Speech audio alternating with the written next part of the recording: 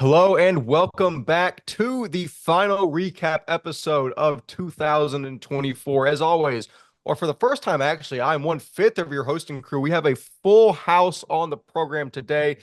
Wes Tolleson, calling from Dallas, Texas. Walker Lott and Ryan Schroeder, your normal host, call in from College Station and Oklahoma City, respectively. Waverly West, you're familiar with from last week, calls in from the Brazos Valley. And for the first time ever, actually, Bradley Hanna calling in from Houston, Texas, one of our other fantastic student analysts. If you were at state this weekend, you got to saw Bradley running around, keeping stats, helping us video.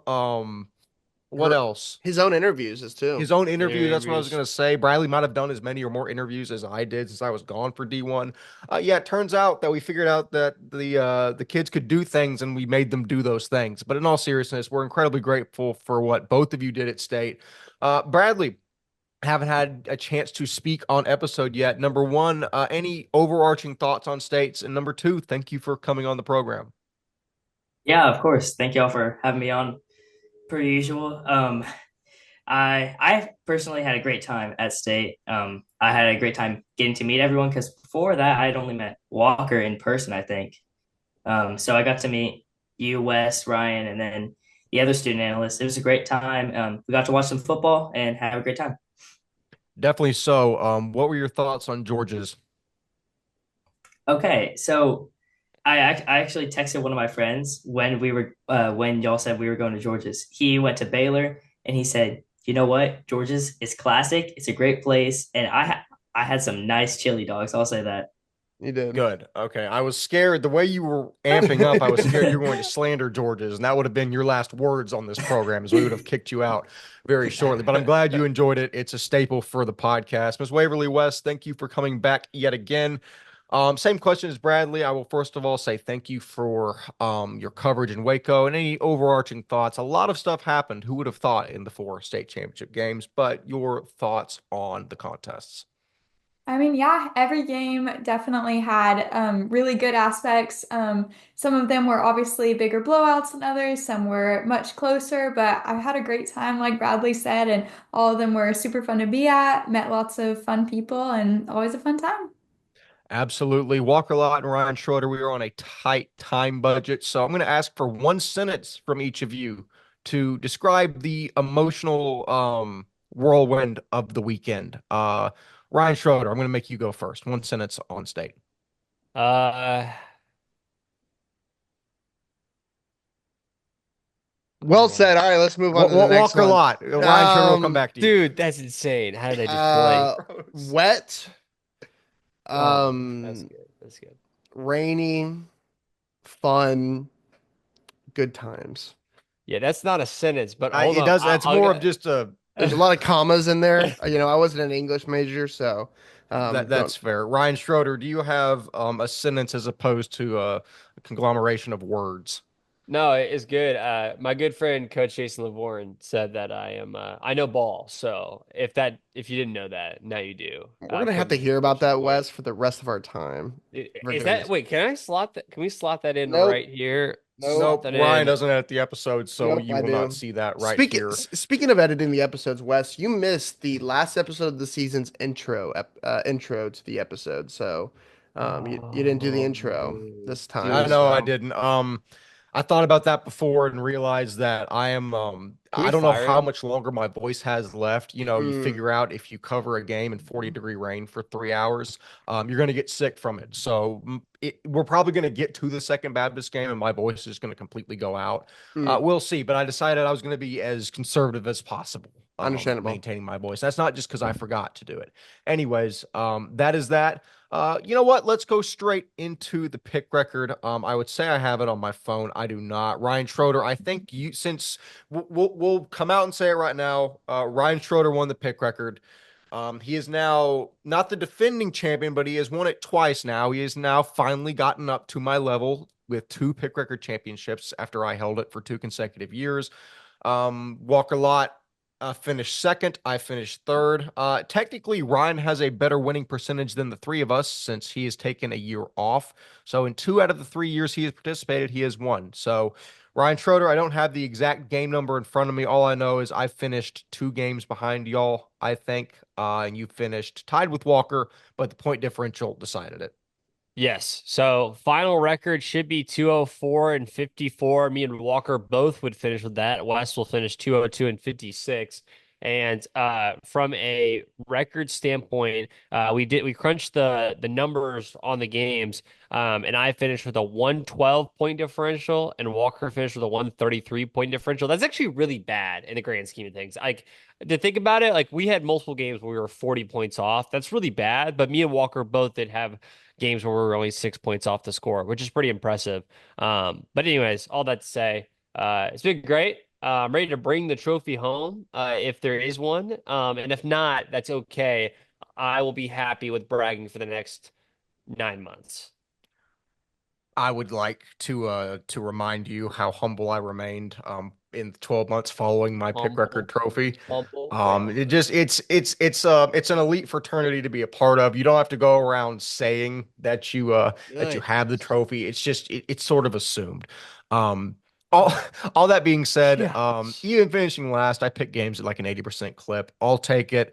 I'm sure Walker will also take the clip that he picked games that he does not. Walker, any closing thoughts on how the pick record race shaped out? No, I was there. I tied for first. I was there for the taking, and pit points just don't go my way, even though that was agreed upon beforehand. Still, I don't like it. I disagree, and I will revolt. Like, how was I supposed to know the D2 game was gonna have rain? Like, I didn't know the weather when we predicted it, so I think it's a sham. And also with what we're about to talk about with Ryan's thing, I think his bet was so bad he doesn't deserve the pick championship. So I think that should be into account. Um, just embarrassing by his part, to be honest. And Sure. yeah, just disappointed, honestly, man. It's hard over here for being here. I've done so much for this organization and company, and I still don't have a pick record trophy, so it hurts here. Well, it's funny that you do mention Ryan's terrible bet, 'cause that is the next thing I have on the script. If we will flash back to about a week prior, Ryan went on a tirade about how nobody can kick in TXPS, to which a bunch of people got in our DMs, said they could, which I thought was funny. That's not the point. We set the line at 5, over under 5 combined missed extra points and field goals on the 4 games over 2 days. One kick was missed in those 2 days, which I think is hilarious that Ryan was that far off. Myself, I picked the under. 53% of our Twitter respondents picked over. So Ryan, you were in good company. A decent amount of people thought there would be at least 5 kicks missed over the 2 days, but they were severely wrong. You were severely wrong. Closing thoughts on being severely wrong. I want to absolutely check this because I want to make sure I get it right. I think it was either 3 or 4 field goals total. I think it was 4, maybe 3. Doesn't matter. The total that were kicked the entire weekend. Uh, I like I said, I'm a little willing to die on the fact that they didn't miss 5 field goals, but they didn't take 5 field goals. So like, and extra points wise, obviously, yeah, I'll fall on the fact that I was wrong for sure because you would combine them together. But my goodness, dude. I mean, some of those kicks look terrible. I mean, those things were flopping right over the goalpost, right? I just like right over top. And it's like, I don't want to be disrespectful because obviously a lot of the kickers got very upset at me. And, but let's just say this. There's not an emphasis in private school football at the moment on special teams like there is in other categories. There's not enough staffing to put an emphasis on it. There's not a lot of things. The reason why a lot of these quarterbacks punt, a lot of these quarterbacks hold, a lot of these kickers, do just play a wide receiver position or whatever and stuff is because there's no emphasis on it at all. And I think that's all my story has been told. One missed kick, a lot of kicks they didn't look great, and a couple kicks that look really good. I'll take the L, but for the 53% that agree with me, you know what I'm talking about. Not an emphasis in private school sports on the kicking game. The double down is I crazy. Yeah, my That's fine. counterpoint is That's fine. I think North Texas private schools is like kind of established a kicking mafia. Right. Like Dewars at Prestonwood's going to Vandy. I know Legacy's kickers are really good.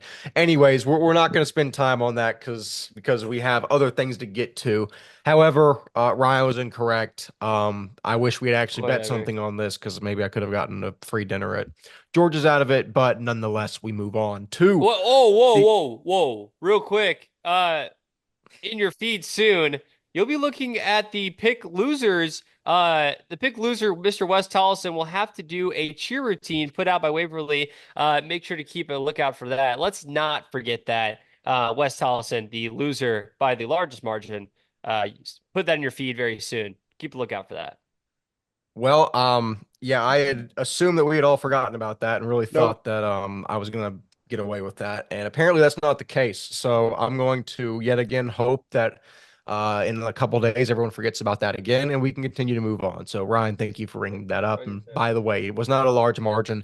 It was 2 games. Moving on to the Mount Rushmore. The final one we are going to do this season, we decided we are going to pick our own personal Mount Rushmore of TXPS jerseys. That is correct. It's the same Mount Rushmore format as we have done several times this season. We're going to do a snake draft order. Everyone's going to get 4 picks. So everyone knows what a snake draft is. I'm not going to explain it. If you don't know, you'll figure it out pretty quickly. You know what? I'm going to go first because I know Of course you for a will. fact, I Of know course for you a will. fact no one's going to take my number one pick. If I was going to pick Parish or something, like I know one of you is going to pick on the first go around, I wouldn't do that. But I have, quite honestly, the best jerseys to ever exist in TXPS, so I'll pick those first. I just wanted to decide the order really quickly, and I'm just doing it by the way I can see on my screen. So what we're going to do is me, Walker, Bradley, Waverly, Ryan, and then the train back up. Walker, Okay. Ryan, you're at the very bottom of my screen, so you're going last. I'm sorry. Dude, just being disrespectful. I get it. It's fine. I mean, you don't have to be that mad about losing the pick record. I mean, just I guess. Okay, I'll go fifth. No, Well, I go the wrap Seeding. around. Yeah, you got the snake. You got the snake I around. get the I So get the You snake. do. I get You the get the snake. snake, and So there's a lot I of get there's the a lot of snake. So value in the middle. You know, in the 2, 3 picks of this yeah. of the snake draft. So I'm doing you a favor, to be honest with you. You're welcome out of the Okay. kindness of my heart. Mm. For my first pick, I am taking the greatest jerseys that have ever existed in Texas private school football. Pre-2021 Grace Community. Oh, Um, come on. nope, don't care. Don't care. Those Adidas jerseys are the best jerseys to ever exist. I'm saying as a kid that was 150 pounds in high school. Yes, They're because so that's tight that yeah. I actually could fill out my jersey. It was a beautiful thing. And by the way, the blue colorway, the white colorway, the gray colorway. Ryan, I mean, Walker, we had an argue with this on Twitter. You said I didn't have any drip in high school. I can't believe I just said that word out loud.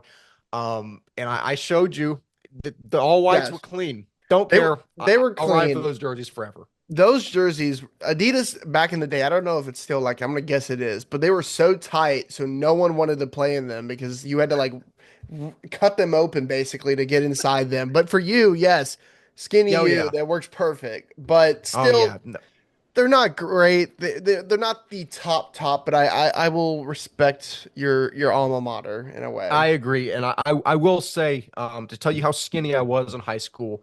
I was originally number 4 when I was like a freshman and sophomore. The number 4 was like I think it was like a large, and it was baggy on me. I had to get the medium number 7 to get tight. Yeah, that's that the Adidas jerseys could do that. They were beautiful things. That's all I will talk about. That's the last you'll hear me mention Grace Community on the episode. I promise.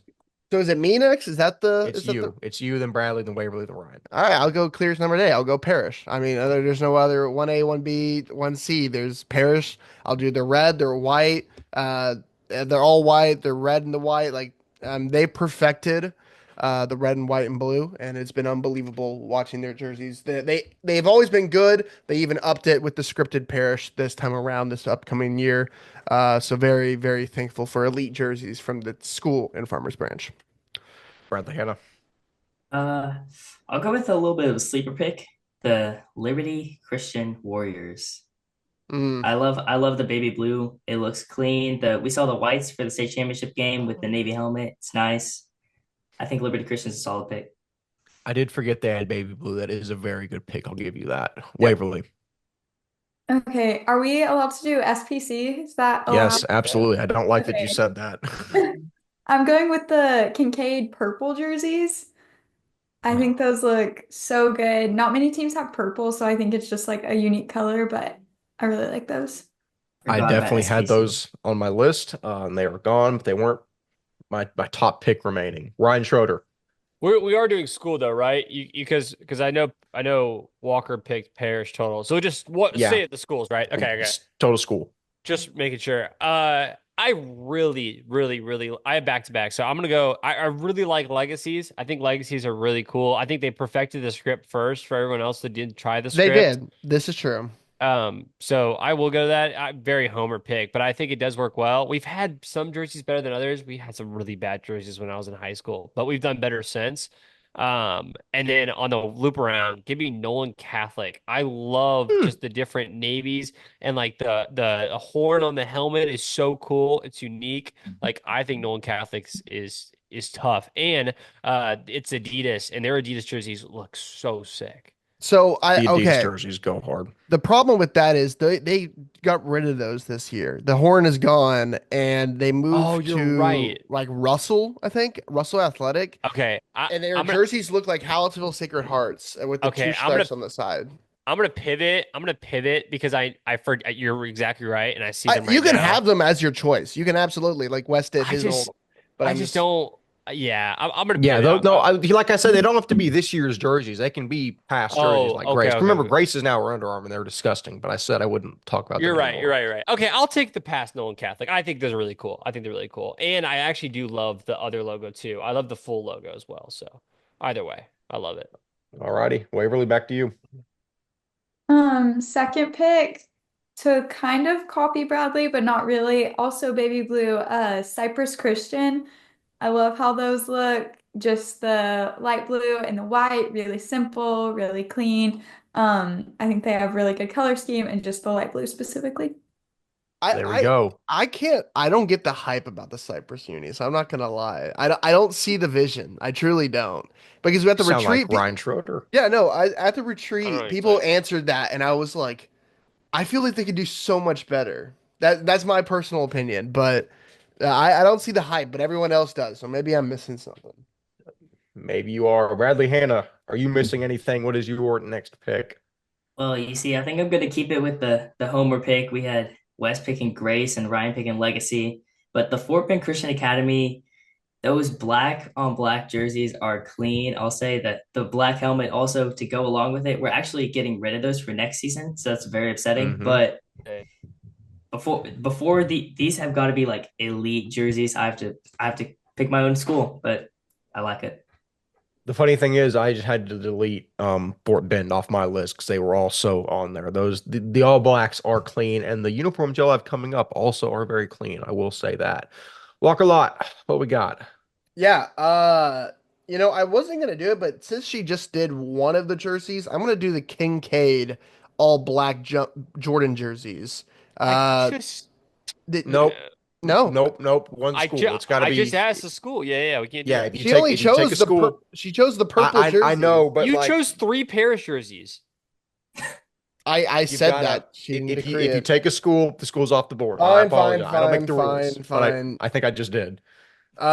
Way to Uh, uphold them. Way to uphold. There you go. you gotta respect the rules, I guess. I apologize. I'll choose the Regents, the gold, the navy and gold. I think the old navy with the gold. Not many schools do gold, and I think they do it to perfection. The jerseys they've Yeah. released this year were beautiful. Shout out Jagger Lowe with the video for the jersey reveal. Great job with those. Definitely so. The fact that we got two baby blue jerseys before this really worried me, and I can't believe y'all didn't pick the best baby blues, which is obviously Trinity Valley.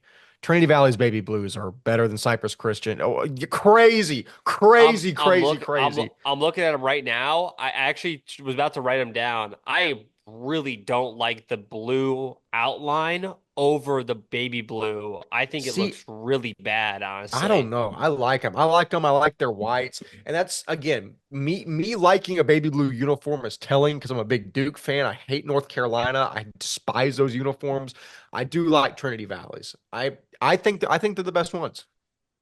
Oof. I think they're Yeah. old. I grew up playing Trinity Valley. I think some of the old TVS jerseys are way better than these baby blue jerseys, in my Okay, personal. that's the ones that I meant then. I meant the old ones that I've never even seen before that Walker just said. We're gonna ride with that. They were on my Following list that, though. I am going to go with if I was smart, I would have just say this. We're gonna go with it. I'm gonna go with Brook Hill's all orange uniforms. Yeah. Yeah. I don't care. I think they're unique. I Yeah. understand the stink face because all orange isn't always necessarily the most acceptable color palette. It's cool. However, I think they're cool. I think they're unique. There's no other orange school in TAPPS. Might as well rock with it. Wrong, by the way. Just Oh, oh, There don't there say is that. several No, other orange schools. There's not a whole lot of other orange schools. oh, There's no, don't pick that. That's my next pick. That's my next pick. That's my next pick. That's my next pick. uh, I kind of see the vision, but I kind of don't at the same time. Going to mine. Let me look. Let me look. I have one that it could, I won't do it. I won't do it. Um, I'll do the Antonian jerseys this year. The baby dude. blue, the all red. I think they've added the chrome red helmet, which is icy. I saw they're all red against Legacy this past year. That was awesome. I think they've always upped the ante, and their jerseys and their colors are elite. So I'll go Antonian. That's so funny you said that. I was looking at it right as you said it, and they look Those sick. baby blues aren't as good as Trinity Valleys. They're I'm just not not. no, but they're all reds and they're white Yes, ones yeah, this year. I would agree with that. The blue accents and the red accents on white look really good. Yeah, 100%. 100%. It's a really good color mix. I'll agree with that. Yep. All right, Bradley. Okay, so I was just looking through a couple, and as much as it pains me to say, the all yellows from Woodlands do not look too bad, actually. So Oh, I agree, and I had this argument with Wes about this actually like a couple weeks ago. Was talking about those Woodlands. They're on my list, and I was close to picking them because I think they're amazing. I think they can be so much better with a green helmet. I Okay, think that's what ups the ante with them to be a top jersey. But I think the mustard yellows are a elite jersey in I TXPS. I agree with that take. okay. You know how I said They're unique. It's just mustard. okay. You know how I said earlier, Legacy had some bad jerseys while I was in high school. We had all yellow jerseys that looked a little bit better than these. These are pretty bad, dude. Yeah. Gosh. Oh gosh. All All right. righty, Waverly, what do we got? Sorry. Okay, mine's kind of random, but I guess if we're going schools overall, Holy Cross, but have y'all seen their 7-on-7 uniforms? Yes, This is yes, Someone I true. sent have. that Yes. at the Yeah. retreat, and I had Dude, to go and look for it. dude. So cool looking. This is true. I, so good.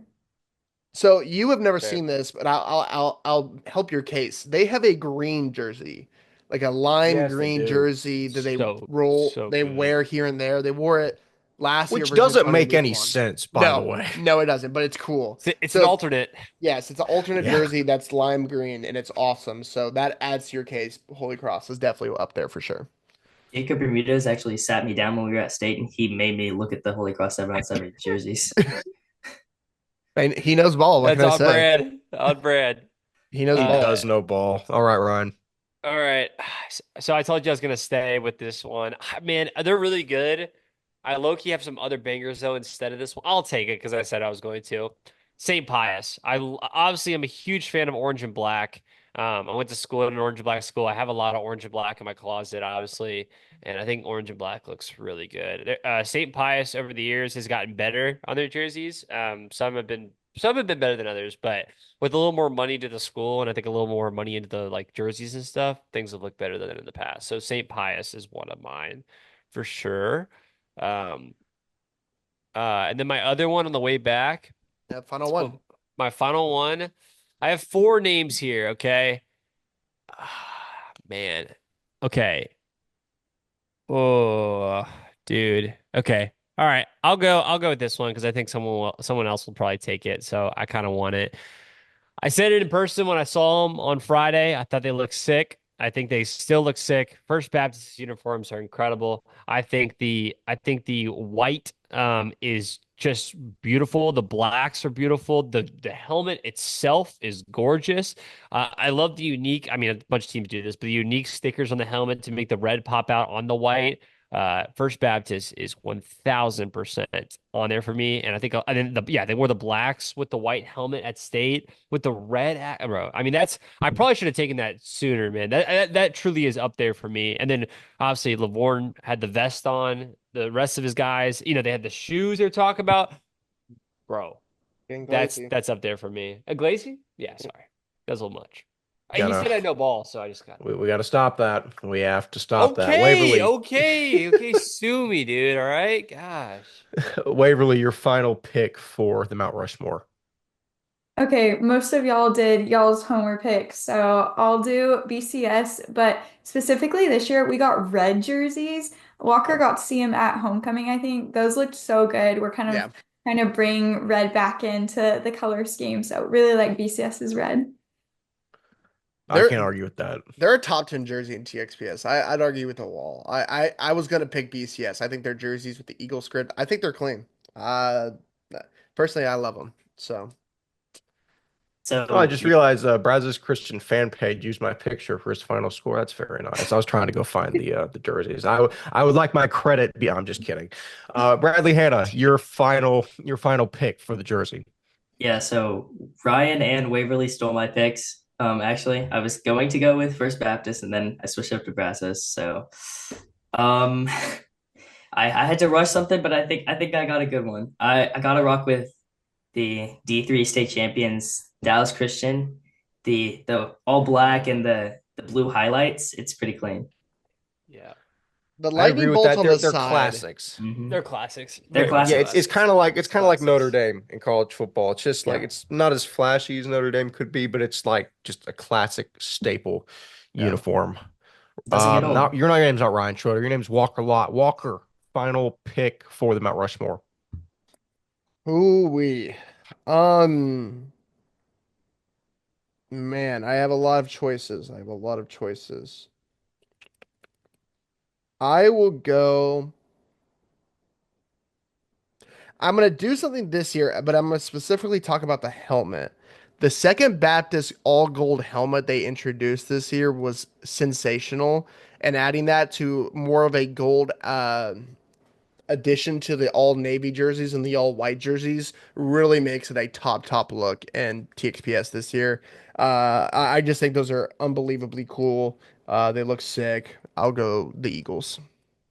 Definitely so. Ryan, are you raising your hand or I was didn't that mean just a to. I didn't okay? mean to. So yeah, the Zoom is running wild. That shifted all of the Yep. faces now, so I'm discombobulated. Anyways, my final pick for the Mount Rushmore, it's going to be All Saints' Jordan Brand jerseys. I think just Oh, seeing a Jordan like the brutal. ones they wore at Yeah. State, the Navy ones, again, Yep. very Yeah. simple, but just you don't see Jordan Brand a lot in terms of jerseys. I think they're really really good. If you can tell a trend here, I picked TVS and All Saints. I somehow got to Parkhurst's Instagram trying to find jerseys, and I was like, oh, I like both of these, so we went through with both of them, but. That is going to be the Mount Rushmore for jerseys. I have a couple honorable mentions. Can I list them off? You can certainly do that. I like the TMI Episcopal all orange helmet with the all blacks. I think that's actually the best orange jersey in TXPS. The all black with the Hyde Park helmet. The Hyde Park that the all black is sick. The all black St. John's with all black with the white helmet or red helmet, white helmet. It's nice. St. Mark's. I actually was gonna pick them. I think Yep. the navy and the Yep. yellow is low key Yep. really cool. I think those are sick. The Central Catholic all navy with the Yep. white helmets. Yep. Those are sick. Those were kind of all of them. Other ones, all white St. Thomas with the eagle feather on the eagle wing. And then I'll end with SES's all black with the white helmets. Not the new. So I'm gonna go on a 1 minute rant. SES has started adding green back into the program scheme, but they've done it without adding green jerseys into our logo. or into our uniforms. So it's like asterisks of green that don't fit the rest of the jerseys in the past, and it just looks awful right now. They have like one green jersey from like Stetson or something, a weird brand. It's a lot of turmoil at SCS right now. I like the green edition from my childhood, but it needs to be done better. Those are my thoughts. Well, there we go. Barring the final rant from SCS, some very nice jerseys. I think that's going to be what 5 times 4 is 20. If my math is correct. So Yep. a nice collection of 20 jerseys that we can kind of establish as the best in the state. But that being said, it is now time to do what we actually came here to do, and that is recap the 4 state championship games that we witnessed over the past weekend, starting in the order that we witnessed them with Division 4, Brazos Christian versus Dallas First Baptist. I mentioned off top that this kind of feels like a cruel punishment to make Waverly detail the game, since Waverly did go to Brazos Christian. First Baptist beat Brazos Christian. Waverly's a trooper. She said that she would go ahead and detail anyway. So Waverly, as the D4 expert on the program, what did you see in the biggest game on the biggest stage? I mean, yeah, going into it, y'all nailed it. Y'all said First Baptist is going to win if they can get their playmakers to make big plays. And that's exactly what happened. Mark Grayson had an insane game. And then, of course, Caleb Mitchell and Bradley Mays each also contributed. One thing that I thought was interesting was I wasn't really sure how First Baptist's dual more than one QB approach would go, but I mean they excelled in that. It didn't only work; it worked to their advantage very well. First Baptist's defense held Brazos Christian to their season low in rushing yards.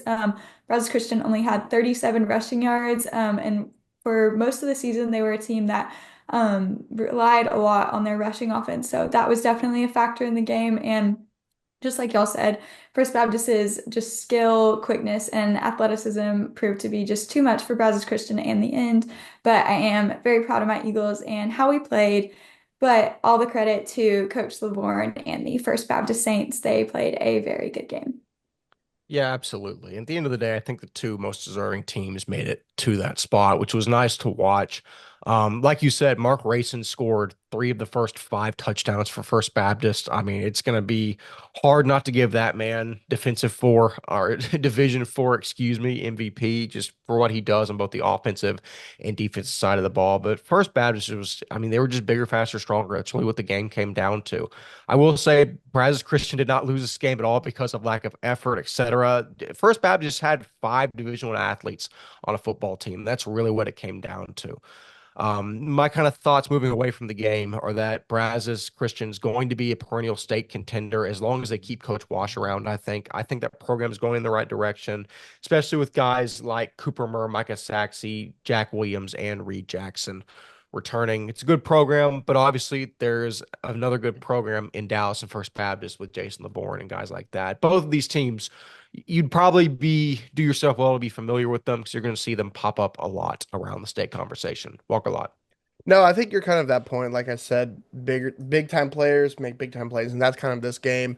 I like I said, I think Brazos Christian did a really good job in the second half, and I think they were the only team to score in the third or something along those lines. Like it was an impressive second half. It's just the guys like Mark Rayson, they just show up early and they dominated. And I think it's interesting. I think Brazos Christian, remember, this is year 3 of Coach Washington. These are the seniors that he kind of grew up with, and that senior class has been nothing but short of impactful for this team.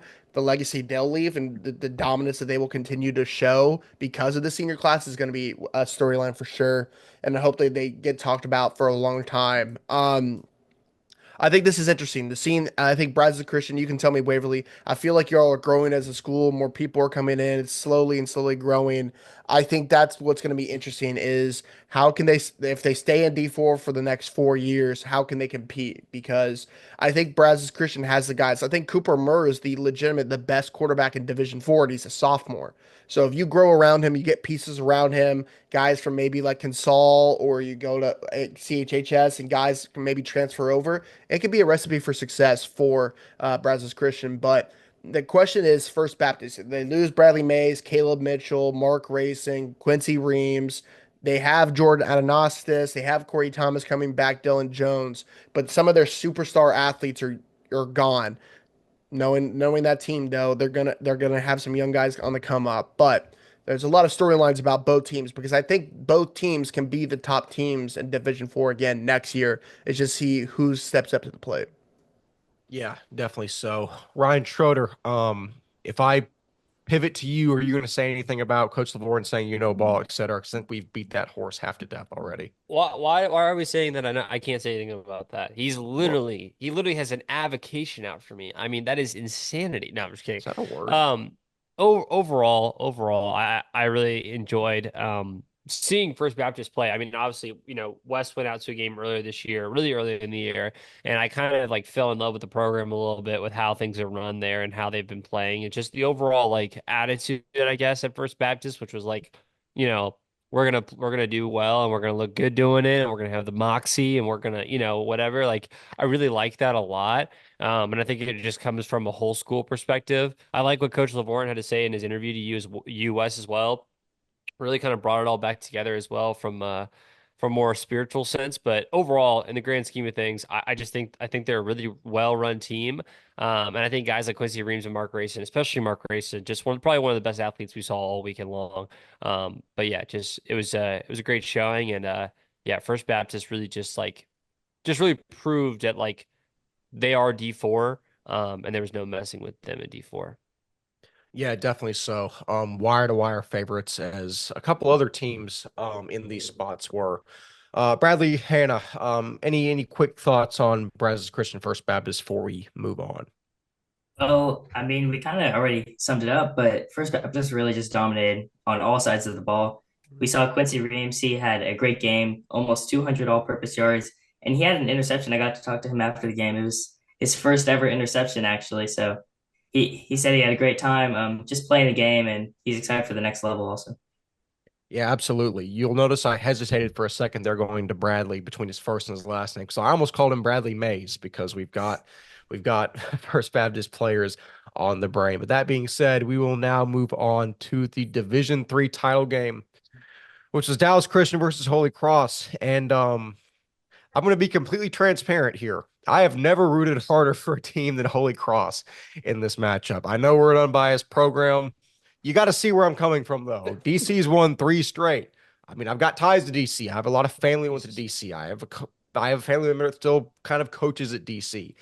It's just that Holy Cross has been the best story of all time to make it back after coming so close last year, to be wire to wire favorites, to go and be the team of destiny, to beat two Division 1 teams, and to fall 21-18 as the dynasty rolls along, just completely not caring what's in its path. It's the way football is. Sometimes you wish for these incredible stories, and sometimes you get another one, which is going to be Luke Carney starting and winning 4 straight state championships, starting every game from his freshman season to now. Is a fantastic story. He had 291 yards, 2 touchdowns, and a defensive interception, as well as several huge pass breakups. He's been playing with a torn ligament in his hand since the Prestonwood game in September. From what I can gather, a couple of doctors were like, "You cannot play on that." Luke was like, "No, I'm going to play on it," and decided to go out and win another state championship. Titus Muse was also the workhorse here. 20 carries, 120 yards. He didn't have a rush longer than 20 yards, which just means it was 5, 6, 7 yard rushes over and over and over again, just turning them out and just being the playmaker they brought him in to be. Jackson Barr had 10 tackles and I think 4 tackles for loss. Dude's got zero sleeves, zero swag, only pain. He is one of my favorite players to watch just because he comes in to play football. There's nothing flashy about him. He just goes and just hits people really hard. Radford and Carney and Muse all come up with interceptions, with Caleb Bradford going mega viral off the clip that Waverly got, which has now been featured on House of Highlights, Sports Center, etc. So Waverly, congratulations. Piece of media you filmed is now bigger than anything Ryan Walker and I have done in the previous 4 years. Congratulations to that. I've also got to give flowers back to Jackson Barr because I don't know if anyone else is going to talk about this. On the game-sealing interception Barr comes off that left edge and he forces Gibby to hurry and get the ball off, make him throw it into coverage, and end up throwing that pick. That was due in large part to Barr's ability to get off the edge, get in his face. And I think that was, well, I don't think it was what ended the game for Dallas Christian. DC didn't score in the last 14 and a half minutes of this game. Holy Cross had 12 minutes to score 3 points, including 3 consecutive potential game-winning drives. And ultimately, the tough defense DC's built upon ultimately stood their ground, and they bested Father Time. So DC wins this game 21-18. Walker, I'm going to turn to you first. Yeah. It was Dynasty versus Destiny, and Destiny wins. Yeah, that's kind of what I kept texting on in our live tweeting. We're gonna find out if it's Destiny, and multiple times they just showed that it wasn't. And like being real, like yeah, absolutely was rooting for Holy Cross. Being around that program, being around that community, it's nothing short of just amazing. It was gonna be the first San Antonio school to win a title, regardless of TXPS, UIL, anything in a very long time. Uh, it needed San Antonio needed a school to win a title, and that was supposed to be them, and it just wasn't. Um, it's crazy. It's been awesome covering that senior class. I still remember when we were first starting out, and Gibby Alvarado was on our DMs as an eighth grader talking about how he was going to be the guy at Holy Cross next year. And that he was one of the greatest to ever do it at Holy Cross, and that whole senior class of Patrick Ortiz, Jose Lerma, Nick Hall, Samuel Valenzuela, all those dudes, man. It's been awesome watching them, covering them. I think that team, the build that community, because that senior class led them to two straight titles that they've never been to a state championship before. Like what that team did and that senior class did is nothing short of just amazing for that community. And I hope they get talked about for a very long time around the community because they absolutely deserve it. Um, that senior class is special, and I hope they remember it as special because they deserve to be recognized like that. Looking forward, because I'll let them talk about the game itself. Looking forward, it gets interesting because you have Rocky Ikozo coming in. The freshman this year is going to be probably the starter next year. Um, he'll be the starter, but you lose basically, man, every single big time athlete there at Holy Cross. Weapons on I think they lose at least three offensive linemen. They lose their two edge defensive linemen. I think they lose their linebacker, two DBs, weapons at the receiver position. I think the only guys who are coming back are like two running backs. That the thing about it is though, because it's Holy Cross and they'll rebuild and they're always a good squad, and how bad the South is in Division 3, you could see them there next year. But I think it's way harder than it is in the past couple of years because I think Covenant Christian is growing up, I think a little bit. I think teams like Lubbock Christian will fight them a little bit harder. Those teams are going to come into the battle. Same with Dallas Christian. Dallas Christian is going to lose Luke Carney. You're going to lose Titus Muse. And the question Wes and I we've been thinking about for the last couple of years is okay, once Carney leaves, are the transfers going to come in as well? Because you have the prize pony and quarterback that people want to play with. But when he goes, is the transferring of Dallas Christian going to be as the same as usual? Everyone coming close. I'm going to let you in on a little secret. This was going on before Carney got there. DC will continue to get guys in there. Just maybe not at the same clip, but Right. as somebody that played in that era, guys will still magically find their way to Dallas Christian. That's 100% true. 1,000, 1,000,000% true. I just wonder if it's enough pieces to compete. But as you kind of saw, even in a down year of pieces coming in, they still won it. They were still good enough to win it.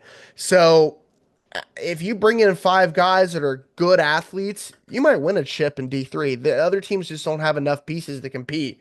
So that's going to be the question. If I had to put money down for next year without knowing anything about any team, DC's still the favorite. Holy Cross is nowhere near their favorite next year. I'm not going to lie. So I think this was the year for Holy Cross. I don't expect them to be maybe favorites for a very long time. And that's kind of my overall thoughts of the game. I'll let the other people talk about the actual game. Yeah, absolutely. Ryan Schroeder, Dynasty prevails. Your thoughts? Dynasty prevails against my will. No, I what's it called? I was a massive Holy Cross fan. That was I sent this to my parents. I sent this to my brother. I sent it to all like everyone I basically would talk to about TXPS. I said that was one of the best environments for a sport I've been to. A high school football game was probably close to number one. There's not a lot of other moments in my life where I feel like I've been into an environment like that. Not to go on a tangent about this because we don't need to. But Holy Cross was the only school, and but with weather, obviously, just keep that in mind. But Holy Cross was the only school to really like show out for their state championship game. And like I think the whole argument that was made this past summer about moving it to a bigger venue, TAPPS has always said they don't want to move it to a bigger venue. And I think we kind of understand why time and time again. Weather on Saturday is obviously just not going to help the case either way because you don't really know who would have showed up. But Holy Cross, if anybody, is advocating for why there should be, more a bigger stadium, whatever. They just showed out. I think that was cool. Overall, great atmosphere. But yeah, Dallas Christian, Luke Carney. Luke Carney might have been the best athlete from the entire weekend, and hence why he won offensive and defensive MVP. He was quite literally, he was the savior for this team in the last two games. Truly, truly savior. And Dallas Christian will never have another guy like him. So that's pretty unique. Yeah, that was funny. The last thing I'll say before I pass it on is that we had heard rumblings toward in September. I was being told like they were like, I think our secondary might be weak. There's a good chance that Luke in games that matter in the playoffs will go and play in the back end. And I was like, I hear this a lot from like quarterbacks. We'll see if it materializes here. Sure enough, whole game for Lubbock Christian, whole game state championship. We forget how close DC was to not even being in this game. They won by 7 to Lubbock Christian. Lubbock Christian almost won on a Hail Mary. That being said, it's interesting how things turn out that way. Waverly, this was an interesting game from the mariachi showing up at the beginning to the final drive at the very end. Your thoughts on the D3 state title? Yes, I mean, y'all definitely said it. The mariachi band showing up was such a fun and unexpected surprise. What an environment. Holy Cross brought so many fans, which just really shows, like y'all said, that tightly knit community, just all of San Antonio really behind them. Holy Cross obviously coming up short, and Luke Carney just played his heart out. I don't even know what else to say other than that. But I think one really interesting thing was just how much DC really believed, even though we had been talking all season. Most people pretty much thought that Holy Cross would be the favorite. They said, we knew this whole time. Like, what were y'all saying? And like, even with all the transfers, even with everything, they figured out how to really just work together and just get the puzzle pieces to fit right and ended up coming out on top for fourth year in a row, as insane as that is. Luke Carney, a big piece of that. Mike Wheeler, y'all kind of talked about for BCS. They might be a state title contender as long as Coach Washington stays. DC will be a title contender as long as Mike Wheeler is the head coach at DC. And I think that's what I can end on because we all know that that is a very true fact. I think there's a non-zero chance that Mike Wheeler is immortal. He's been around as long as I can remember from middle school, and now I'm what 5 years removed from high school football, about 6 probably. And he's not slowing down. I don't think he abides by the rules of time. It's crazy, but no, what you say is absolutely correct. As long as he's there, I think they're a title contender. Bradley Hanna, closing thoughts on Dallas Christian beating Holy Cross. I mean, yeah, I feel like this game it was way better than I expected. We kind of all were saying, "Oh, Holy Cross is gonna blow them out," especially when the mariachi came. Where it's like, "Oh, the environment here, it was insane." Holy Cross brought so many fans. The Dallas Christian fans were trickling in, but we were expecting a blowout, and then Holy Cross and Luke Carney proved us wrong. I never seen a QB play both sides of the ball. Well, I'd seen a QB play both sides of the ball, but not DB. That really surprised me. And Carney, he had an interception, and really he had the game sealing pass breakup, which was great for him. Of course, we had to give him offensive and defensive player of the game, as he just was a staple for the offensive and defensive side of the ball. Yeah, definitely so. I will not lie. After the mariachi came out, and then after I think Holy Cross forced a 3-and-out to start the game, I looked at several members of the team and said, "This game is over." Clearly, it wasn't, and DC goes on to win their fourth consecutive state title. Let us move on to a game that Bradley will intro for us for the first time on the program, the Division II state title. Sadly, not featuring Fort Bend Christian, but featuring All Saints and Second Baptist. Bradley, what'd you see? How'd it turn out? Yeah, so this game, we were all on the field for this one. I was on the field for the first half, and that might have been one of my worst decisions ever. As this game, it was pouring rain, it was freezing cold. The weather definitely made an impact on how this game turned out, I would say. As Second Baptist, they weren't able to get anything done through the air. Cannon Toon, we know he's a great player. He only had 5 completions this game.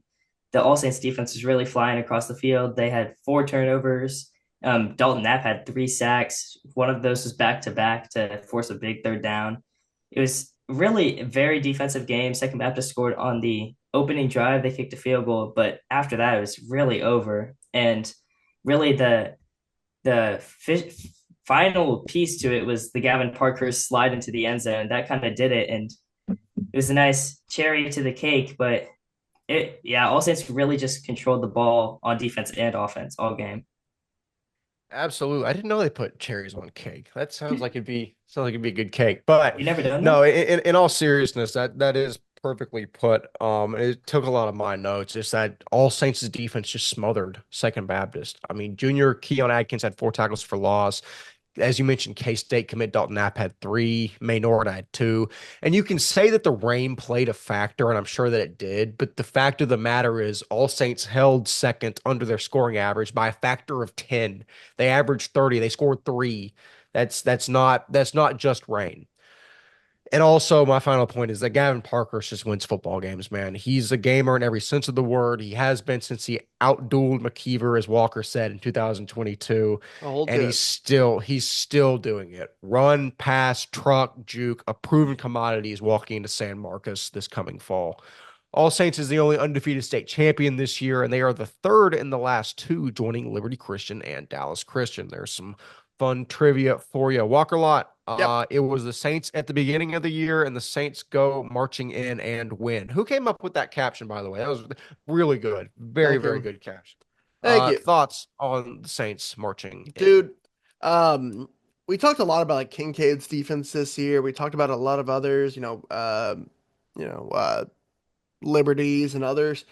All Saints has a actual shout to be the best defense in TXPS this year. It was unbelievable watching them against Regents and watching them against Second Baptist and just how they smothered teams. Their front seven might be one of the best I've seen in a very long time, as especially since probably that D2 or that 22 mid Parish team.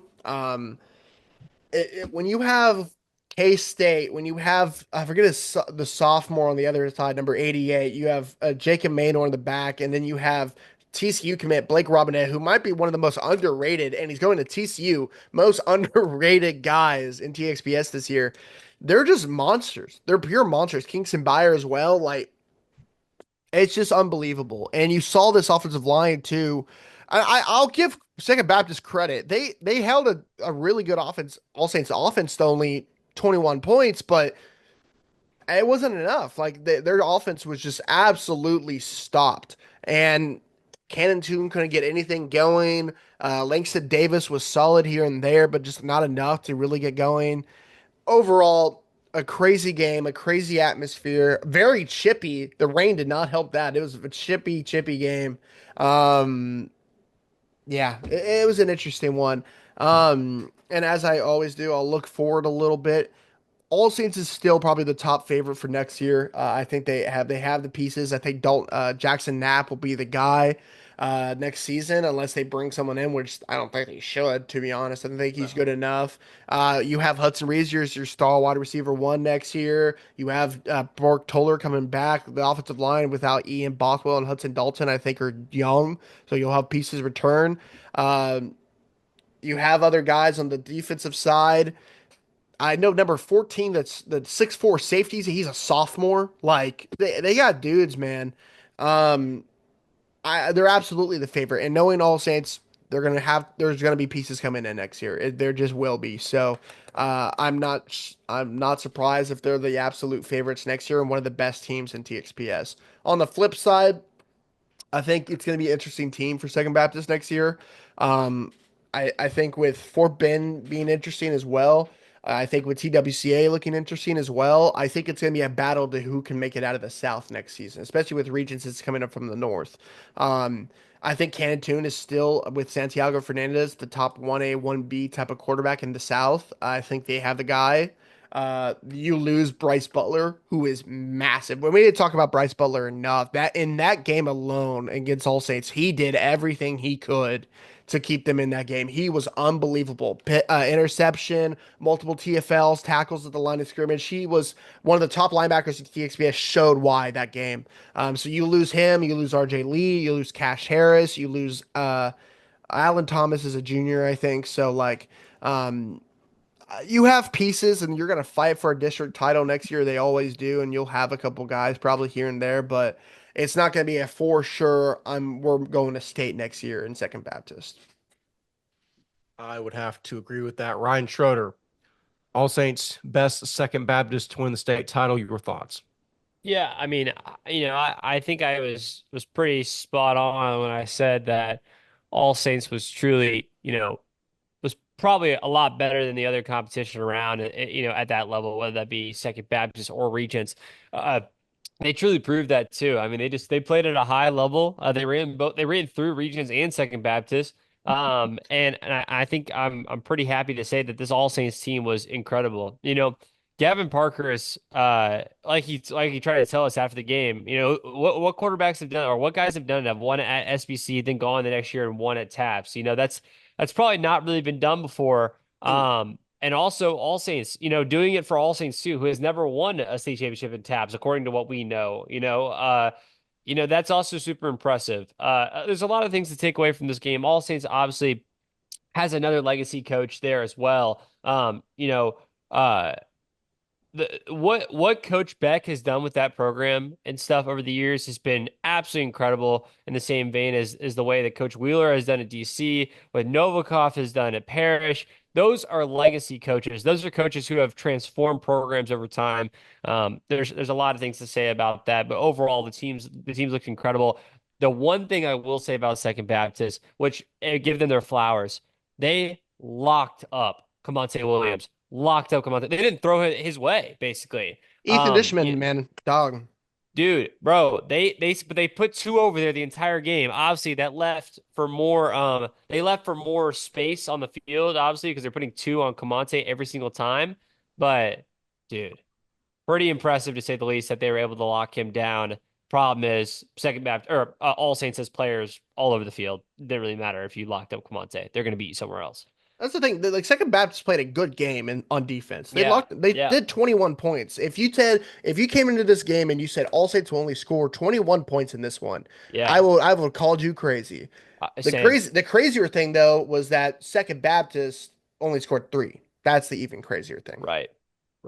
Waverly. Yeah, I'd have to agree with that. It is funny, I will say quickly, to speak to Coach Beck's prowess. I started off our interview by being like, Coach Beck, you've won 5 championships, or I was like, I think you've won 5 championships in your career, and up to me went 7. I was like, we're gonna run that back. We're gonna do 7. But yeah, just an incredible coach and program in Fort Worth. Waverly, what did you get out of this just absolutely terrible game to cover because of the weather, not the play on the field? Yeah, standing in the rain was not the best part of that weekend, but definitely a great game. Y'all said it all Saints defeating multiple Division One teams. So of course they were the favorite to win Division Two.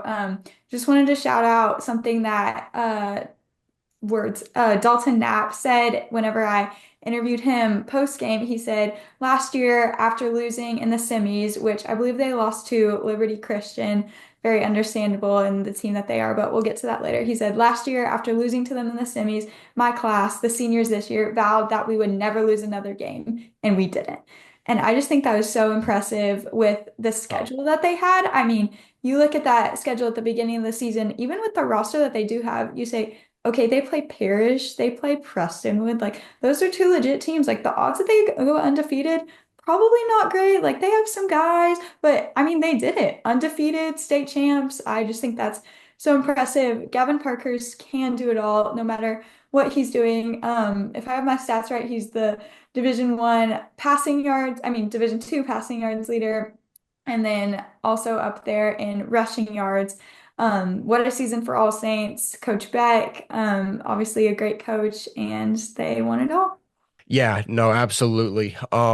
A fantastic program in Fort Worth. Seems like it's only getting better and better as time moves on, as Fort Worth All Saints wins their first Division 2 TAP state title. Let us move on into the final contest that I regrettably had to miss. I'll restate that probably the one person on the planet that I would miss the game for got engaged. So I apologize. I couldn't be at this game, but we had plenty of other coverage going around. Walker Lott, I'm gonna let somebody who's at the game discuss the Yeah. game. Parish, you know what? Just tell the people what happened. Yeah, absolutely. This was a game of two Titans, the best of the best, and what Texas high school football is all about, right? And to start this game, first drive of Liberty Christian was the screen to Janusek, where he made multiple people miss, ran down the sidelines, and they scored. And I think then Parish got the stop, or Parish got stopped, then Liberty got stopped, and then Parish back to back to back. I think this was the Bryson Fields. Uh, missed tackle, runs down the sideline, and Cooper Witten body slams him into the side, which didn't hurt Bryson Fields, but kept Cooper Witten out of that entire game, which was a storyline to watch because of that play. Yes, he was out the entire game because of that play. He's fine, but just he couldn't play and had the game win. He didn't really need to play, but it was kind of in that first half, back and forth. Liberty was kind of the favorite. Like they would score easier, and Parish would too, but it was more just easier for Liberty. And then in the second half, it was a one-score game in Liberty's favor at the half, and you were like, okay, Parish is known as the second half team. They'll make the adjustments and they'll go into this half and dominate the second one. 21 unanswered by Liberty Christian in that third quarter kind of set the tone for that game, and after that it was over. Couple interesting things. It was just, yes, third quarter was dominated by Liberty Christian. That was the ball game basically. Parish couldn't come back in the fourth. The defense was there in a game. I haven't seen both teams this year. I saw Liberty week 1, but not the same. In a game that was both high profile offenses, defenses came to play, and that was kind of impressive to me. It also got very chippy, and this is not just for this. I think as a whole, I think honestly the refs at TAPPS, and I hate doing this, I don't think they controlled the games well at TAPPS State. I don't think they let them kind of run free a little too much, and then penalties happen, and after the late plays, you gotta hone it in a little bit, and that was kind of what you saw in that game, where there were a couple plays. Sawyer Anderson got hit after the play, and there were no calls, and then it was kind of chippy back and forth, and you saw the crowd boo on both sides, and that's just when it's a recipe for disaster. And after kind of the first hit, second hit, you saw Sawyer on the sideline going like, my knee that's been bugging me all year, it's been bugging me more. And I think after that, it was kind of just a recipe for disaster. The defense, the DBs of Liberty Christian kind of locked this team up. And I'll see it you see it on your script, so I'll let you say it yourself. But at the bottom, the receiving core just they couldn't get anything going offensively for Liberty or for Parish in the third quarter. And that's the final game of 7. That's the final game of the Parish dynasty. And I think as a phoenix does, it dies, and out of the ashes arises a new one in the terms of Liberty Christian, where they have won back to back, and they are looking like to be the favorites going into next year. Well, Yeah, I don't know how they're not. It's just with the way that they're able to attract talent, and it's not just that they can develop it as well, but it seems like they're doing what Parish did, except if Parish did it at 9, they're doing it at 11. They're really, really turning the dial on that. And yeah, like you said, I think the biggest key to this game was, Bryson Fields got his, he's, almost 1,000-yard receiver, if not 1,000-yard receiver on the season. He got about 100 yards in this game, but the two biggest receivers for Parish were Pyle and Darby, and those are the game breakers. Well, they held Pyle to 4 catches for 55 and Darby for 2 for 39. Liberty secondary, they neutralized the playmakers, and that was the key to the game. My only other notes on this was that first screen touchdown by Janusek.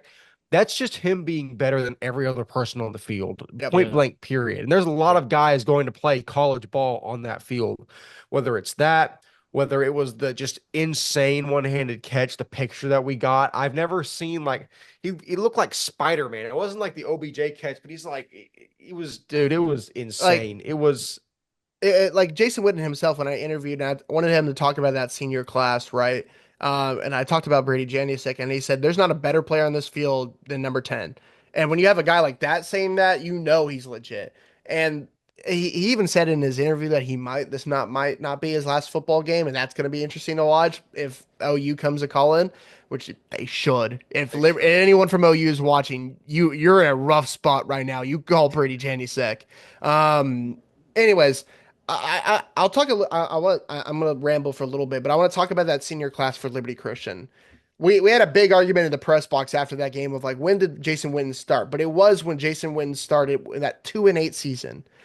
They lost 8 games. Jason Witten, he said like I don't think he's ever lost 8 games in his career. Like what they did, and that Keith and Smith, the Brady Janusik of the world, that senior class bought into Jason Witten in that program. And then next year they got an even better. Remember, they lost to All Saints in the semifinals in 22, and then they went 33-3 in the last 2 years. 27-1 the last 2 years. Just Yeah. unbelievable. Yeah. 37-3 and 3, 27-1 and 2. So just an incredible job by the senior class to buy into what they're doing, and you see the results. It's just unbelievable. It's truly special.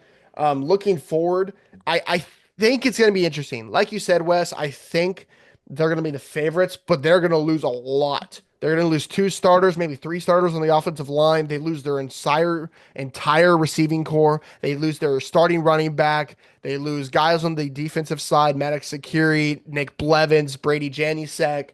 They lose probably a couple linebackers. They lose a lot. Knowing Liberty, though, they'll bring them in. But I would wonder if the team from Plano would be the favorites going into next year. You bring back Luke Glass, you bring back McLean, you bring back LJ Taylor, you bring back French Love, you bring back a good offensive line. I wonder if a team from Plano has anything to say about being the favorites going into next year. On Parish's side, they have a lot of question marks. We talked about it a couple episodes ago. What is that team going to look like next year? You lose Darby, you lose Fields, you lose Sawyer Anderson. Your all offensive line is going to be back, I think. Besides, I think Ward. You lose Nick Wheeler, you lose DC Crane, you lose Sattler, you lose guys like that. You lose a lot. You lose the program defining guys in this program. What do you do? Like, what does Novikov do besides go? We got to overhaul it. Like, we got to bring in 20 guys like Liberty did a year ago. Like, that's what is kind of going to have to be the standard. Or I don't think they compete next year. I don't think they're the capital to uh, Liberty and Prestonwood next year. I just don't think they are. So a lot of question marks about surrounding both teams and a team from Plano that looks like this, and they're really excited going into next year. Yeah, I think at the end of the day, that boils down to that Prestonwood is in probably the best spot they'll be in moving into a season to be able to go out and win a state title. And they will bring guys in as well. That arms race in the offseason to see where all the talent flows to in Division One will certainly be fun. Ryan Schroeder, another man that was on site live watching the game. The new dynasty takes over. Your thoughts on the TAPPS D1 state championship? It was really good talking to everybody post game. Honestly, it was one of those feelings where you kind of saw something that you hadn't seen. You saw a different power in D1 that you hadn't seen, and I thought it was interesting because obviously Liberty won last year, but just to see just like this emotion from Brady Genius, like a guy who obviously clearly he's going off to play a different sport in college, and he clearly is debating and stuff in his head whether he wants to do that for sure in the future. And he's better than everyone else out there. That's the whole other thing too. There wasn't a player that played both sides or a player in general that was really up to par of what he's been able to do this year alone. We were talking about the block field goal, all the other plays he's made this year.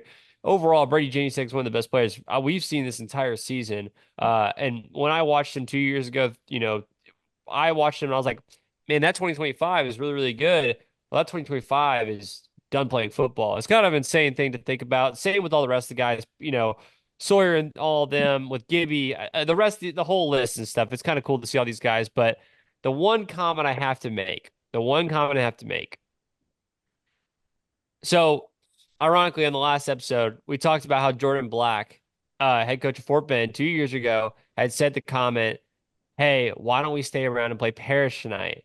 And the ironic part about that is that's one of the best Parish teams of all time. Obviously Fort Bend would have got ran that night, very much so.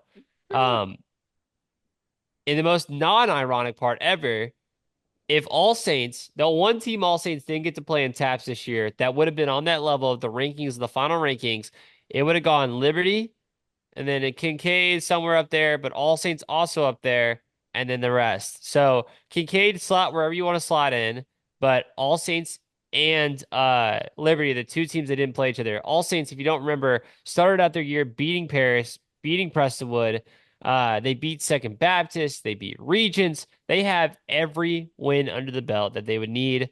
Kind of ironic that that game never got to be played, but we'll really never know who's the best team in TXPS this year, especially in TAPPS, because All Saints Liberty, in theory, could have been closer than All Saints versus Parish Liberty. It's funny because some of the All Saints coaches were saying as they left the field after the D2 game was that they needed Parish to win so All Saints could be TAPPS champions of the world and just beat That's true. everyone. That's But true. Sure. it's not how the things fell. But at the end of the day, All Saints is the only one that can say that they were undefeated state champions. Maybe that carries more weight than the other ones. Waverly, a clash of titans, certainly. Kind of the new guard ushering out the old. Your thoughts on Liberty besting Parish? Yes, for sure. Y'all talked about Brady Janisek a lot, but I just kind of wanted to touch on the more just like side of things that he was there all 4 years of high school. And in a time when Liberty and Parish and so many teams brought in so many transfers, he was there. Like y'all said, he bought in. I'm not going to recap what y'all said, but just how cool for him emotionally, just to say, hey, I did it my junior and senior year. I didn't transfer anywhere. No shade to any of the transfers. It's the time we live in, but really cool for him. Next thing I wanted to touch on, Chase Garnett, 171 rushing yards at halftime. I just think that's so insane. Maybe, I mean, y'all said there were multiple reasons why Liberty won the game. Their secondary was a big reason. But I mean, Parrish couldn't stop Chase Garnett. There were a couple stops in there, but like I talked about earlier, I forget which running back it was. He had a couple big runs, but it was a lot of 7 yards, 8 yards, and just kind of pounding it and putting it away. That was, I think, a really huge factor. Our TXPS offensive player of the game. What a season for Liberty overall. I will say to y'all's point about All Saints, Liberty's only loss was not a TAPPS team. And so I don't know if that also plays into the argument of who is the best TAPPS team of this year. That, like y'all said, we'll never know. That's a good point. Texas High That is team- not a TAPPS team. They would And- beat pretty much every TAPPS team, They're but good this year. they Dude, are. they have a guy going to Oregon, and they have a guy. They have a 27 offensive lineman. Well, that man's a monster. I don't doubt it. I'll tell you this. We said at the beginning of the year, I'll say it to you right now. There's no better team I've ever seen play in person than 2022 Parish. No better team. Never in my life have I seen a better high school football team in the private school level that's better than Parish Physical 2022. I'll say that right now. Yeah. Yeah. No, I cannot disagree with that.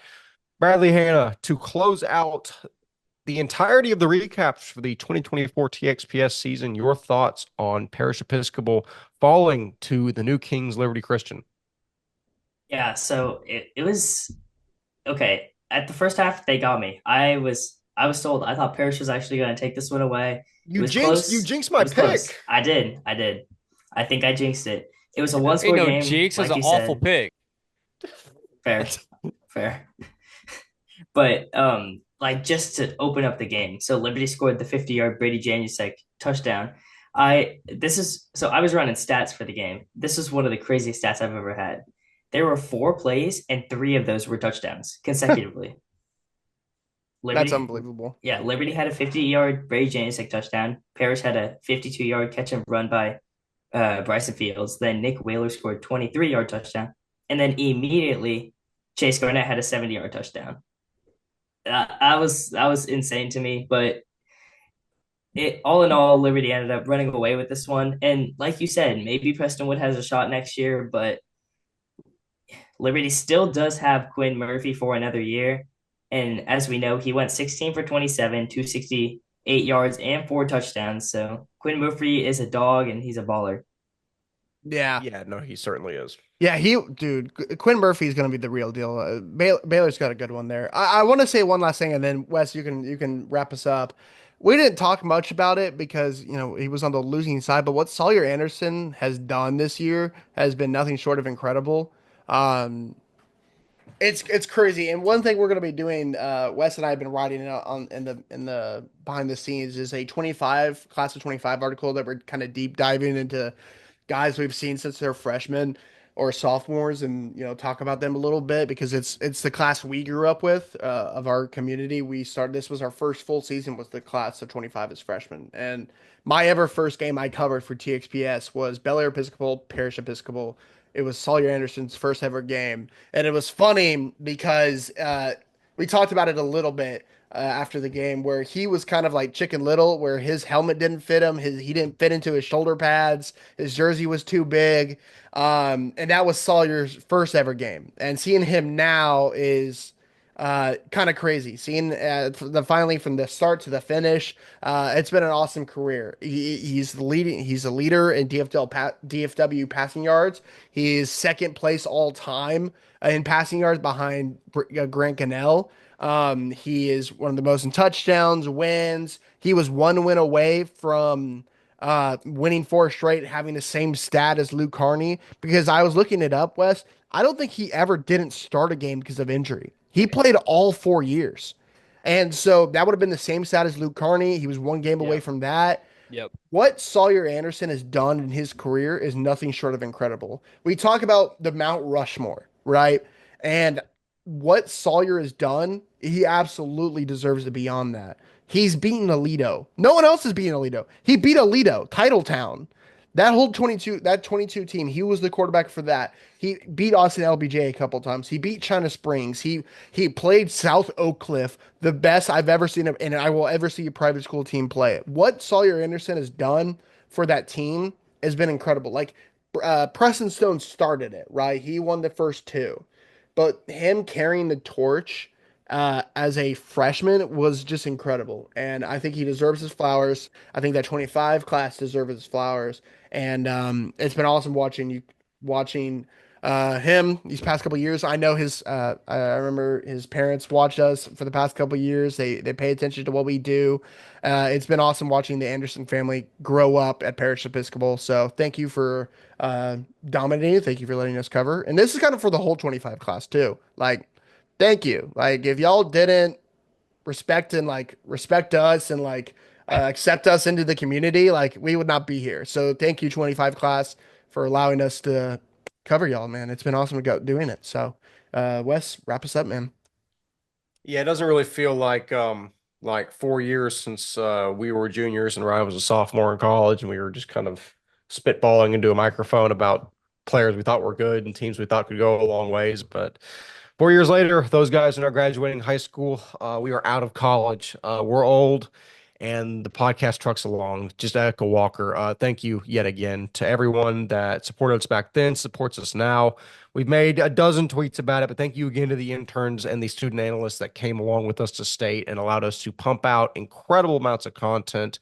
It really is cool to see what it's becoming, to see everything that we kind of thought it could be kind of gel together. And to guys like Bradley, Waverly, Jacob Ramirez, Jake Garcia, Andrea Colchado, Ali Meyer, Jake Schroeder, and if I'm forgetting anyone, I apologize. Gotta have the memory of a squirrel. But again, thank y'all. Y'all truly allow us to do what we continue to do. And obviously, thank you to my wonderful partners, Walker Lott and Ryan Schroeder. We will continue to do this as long as we can. That being said, that's going to wrap up all the content we have for the 2024 TXPS football season. We will still have a bunch of off-season content, hopefully more than previous years coming your way. That'll start with all district, all state conversation, as well as some basketball. Go follow TXPS basketball on Twitter if you have not already. Mr. Bermudez is making some great content there. As always, I have been 1/5 of your hosting crew, Wes Tolleson. Walker Lott, Bradley Hanna, Waverly West, and Ryan Schroeder have fantastically been themselves. We will see you in the next episode. See you later.